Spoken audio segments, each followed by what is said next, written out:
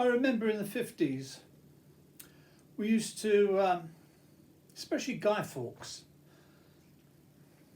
I think it was about 2 or 3 weeks before Guy Fawkes night, we would all the kids would make up a sort of straw dummy. But of course we didn't use straw quite often. It was anything we could find, old bits of clothing or something, anything to stuff that dummy out. Then we would buy a mask, very cheap, a paper mask, made of cardboard sort of. Then we would, with an elastic band holding it onto the head, which was possibly even a ball, a football, and then maybe put a cap on the top. So we sit that dummy down outside, normally a pub where lots of people are coming and going, and we say, "Penny for the guy, mister." And pubs were really good because sometimes people would come out there drunk, and of course when they're drunk they don't really know what they're doing and they become easygoing, and they might give us 10 bob. That's 50 pence these days, or even £1.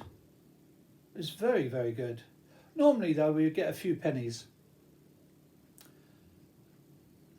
I used to make good money for that, and unfortunately all the money I made in my life as a child went on sweets. I was addicted to sweets, and I still am addicted, and even though I try to keep off of sweets these days because it does put on weight, I still think about them every day, so many times a day. That's an addiction for you. But also, apart from the guys, penny for the guy outside the pubs, we used to have little stalls. People would put up their stall, they would wheel it along and start selling mussels, cockles and mussels and other things from the sea, little things. And they would put it in a little dish, only a small dish like that. And you would come along and you pay your money, whatever it was, and you put some salt and vinegar on there and eat them at the stall. But there again, you might want a takeaway, and you get a paper bag out and you put it in the paper bag and you take it home that way. Very nice, I must say. And just a reminder, if you like my videos, please give me a thumbs up and hit the subscribe button. Thank you. And he'll give you a little stick, I think it was, to get the mussel out and eat that. I never really ate the mussels. I used to eat the cockles.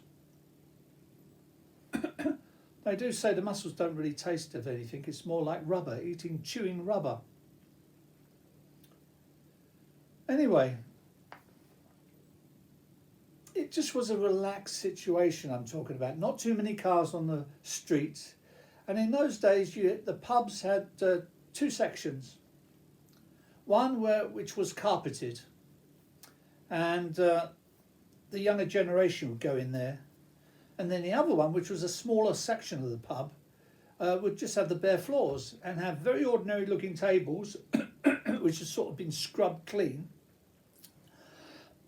Very basic, in other words, and you'd get all the old people there, people in their 70s, 80s, 90s, the old women there and the old men drinking their pint.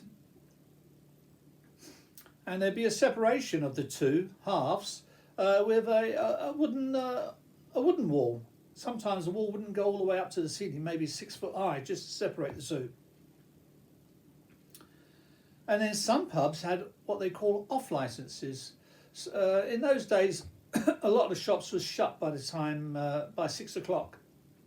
So in the evening, if you wanted to buy something, you could go to the off license. They didn't just sell drink, beers and whiskies, etc., but they also sold sweets. So when I used to go there for my mum or my mum's boyfriend to buy a pint here or there, I'd buy myself some sweets as well. And quite often I wouldn't go unless my mum gave me some money for sweets. She'd say, "Okay, I'll give you some money, get going." You know, today you get up in the morning and you go and have a shower or a bath, but that wasn't like that in the 50s. No, we used to have a bath maybe once a week if we were lucky. maybe once every 10 days, I don't know, whenever we could pull out that tin bath and start filling it with water in front of the fireplace in the sitting room, or the kitchen, should I say. So what we used to do sometimes, if we felt flush with money, our mother would give us some money and we'd go to the baths. This is the public baths. The place from outside looked really beautiful, Victorian red brick building. And above one of the doors, it would say baths, and the next door might say swimming pool. And there would be this corridor going down the centre of the baths, and on either side, you had these little rooms. They wasn't proper rooms, because the walls only went up about 6 foot or so. They were more like alcoves. You had these alcoves with doors on. And in there, you'd pay your money, he would give you a towel as well, and you go and have a bath in one of these alcoves. Nice hot bath, you can just soak there and enjoy life. Oh, that was luxury for us. Then afterwards, the fellow who worked there would be all in white. He'd have a white t-shirt, white trousers, and white plimsolls, and he'd go in there and mop it all down after you're gone, for the next customer. It's things like that that make you really appreciate things. But every day, instead of a shower or a bath, we used to wash our hands, under our arms, our face, our ears and our neck, and that was it. And normally when we're washing it, it'd be quite cold. The heat wouldn't be on or anything, and we didn't have central heating in those days, so in the winter it was quite cold to do that. So you do it as quick as possible and warm yourself up with a towel by rubbing hard. In the parks, as a child, we used to go there with our cycles, and in all the parks you wasn't allowed to cycle. And they used to have what they call park keepers. These days they've got the police, but in those days they had park keepers, and they couldn't really arrest you. They could grab you by the neck, scruff of the neck, and take you to the entrance and throw you out of the park, and that's about it. Or take your name as well, but I don't think they could do anything with it. But they used to chase us. They used to be on bicycles, and they used to have a really wonderful uniform. It was like I'm dressed almost, but it was all in brown. And they had a park keeper's hat with a badge on the front, which reminded me of the council, the old-fashioned council badge. And yeah, they used to ride around, very smart, and they say, "Oi, you, come here!" You know, over the bike, and you go shooting off on your bike, and he'd rush after you. But once you got out of the park, he couldn't chase you then, you see, and we'd thumb our nose at him and things like that. Typical kids' nonsense.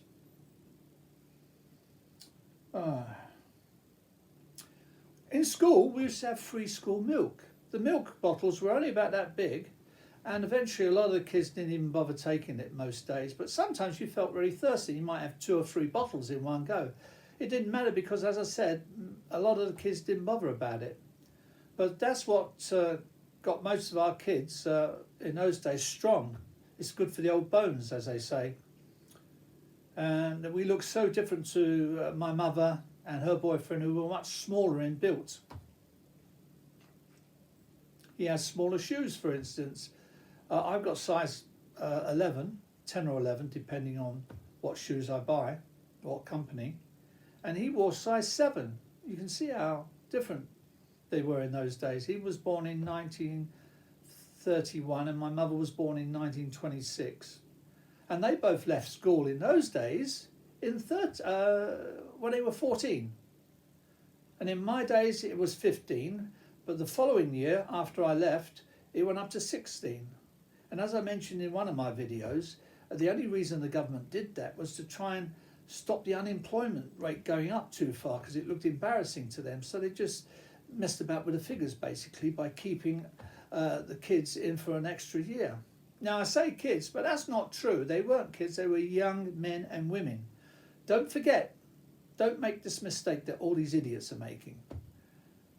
As soon as we are pubescent, around the age of 13 or 14, we are young men and women. Now there's one big difference, apart from many differences, But the big difference between a child and a young adult is that the young adult can have babies. The girls can have babies and the boys can give girls babies, whereas children can't. So please stop this nonsense. It's been brought into our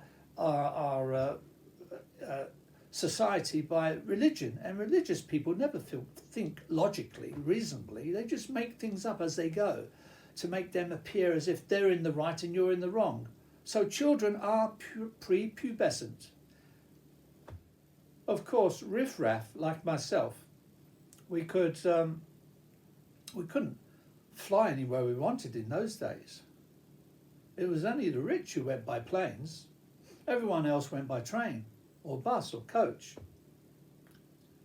No, you don't realise how lucky you are these days being able to fly a return trip to Thailand, for instance, for 450, maybe 500 pounds.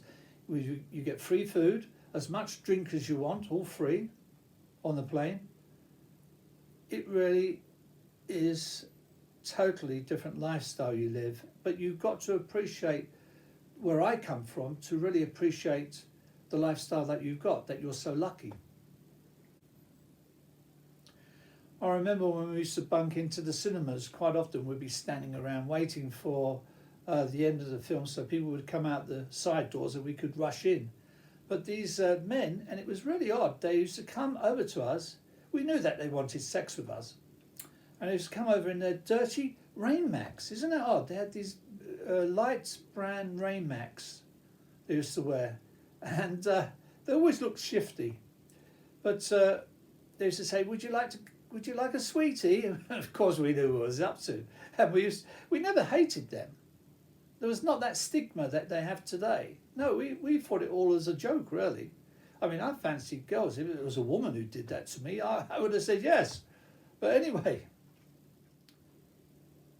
And Guy Fawkes. Guy Fawkes night was something special to look forward to. Most of our games was outdoors, not like today, whereas everyone's sitting in front of a computer constantly or a TV. No, we used to be outdoors enjoying life. Playing netball maybe. Or swinging from trees. We used to make swings. We'd get these thick ropes tight to the branch and then swing off of a wall or something. Quite dangerous. If the rope broke, which it did a few times, and there were, some of the kids did get injured. Not too bad though.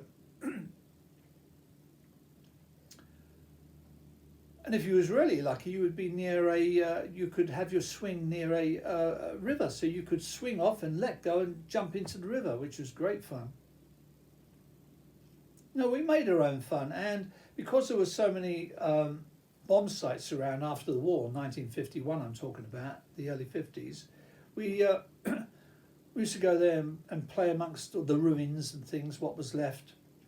And I used to have this thing about building an underground home. So I used to dig this deep hole, cover it with whatever I could cover it with. Normally corrugated steel, which they used to put around these places to keep people out. I used to cover it with that and then put a load of dirt on top and just have a little hole to get into and sit in there with a candle seeing myself as king of my castle, so to speak, my home. I remember when one time we was nearing Guy Fawkes night, I managed to get a rounded piece of pipe. It was a pipe like that. It was about as thick as my thumb, the opening, and it was rounded at the end like a gun. So what I did, I got some cement off of the building site nearby, put that in the barrel, put it in the bottom of the gun, which you hold, and then I made a hole in the top. I can't remember how I did it, but I made a hole in the top, probably got a drill somewhere. And those days, of course, it was hand drills. It wasn't what you got now, electric drills. They didn't have that. It was hand drills.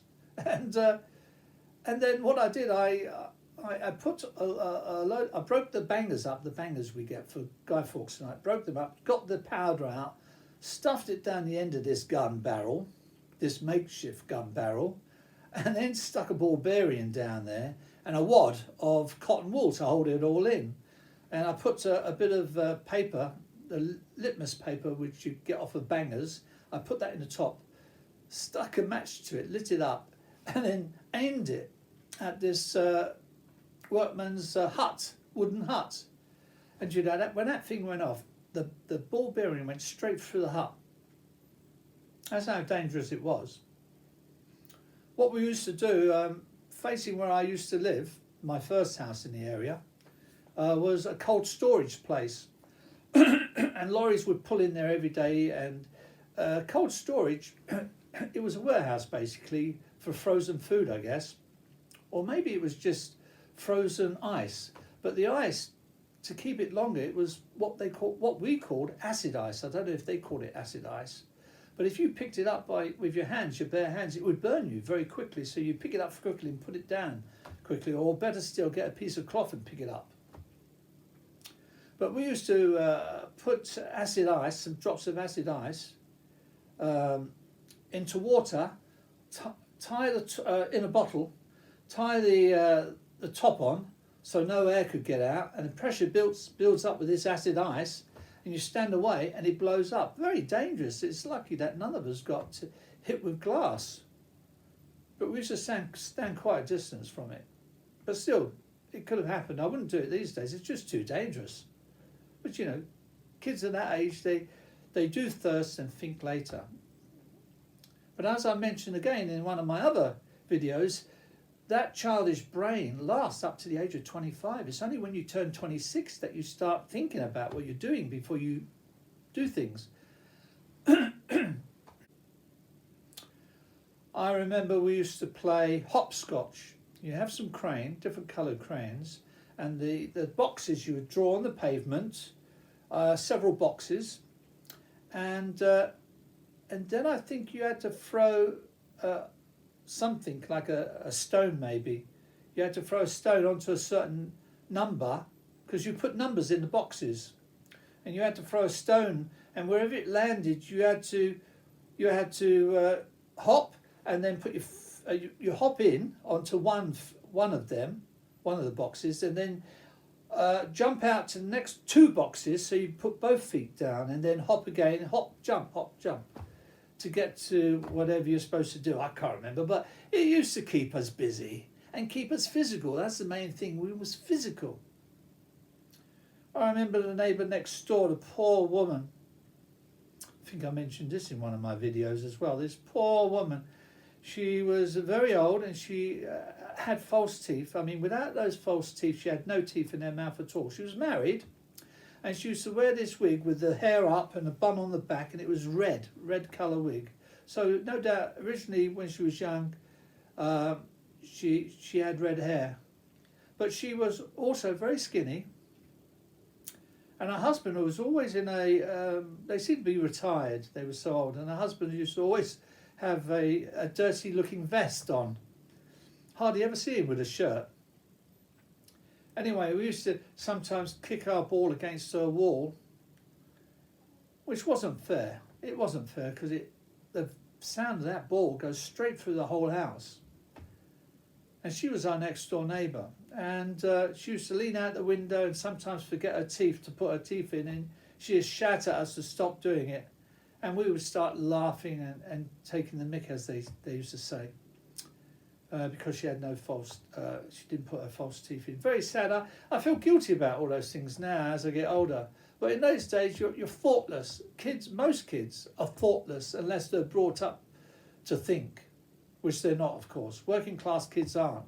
We're just riffraff, basically. Do as we please.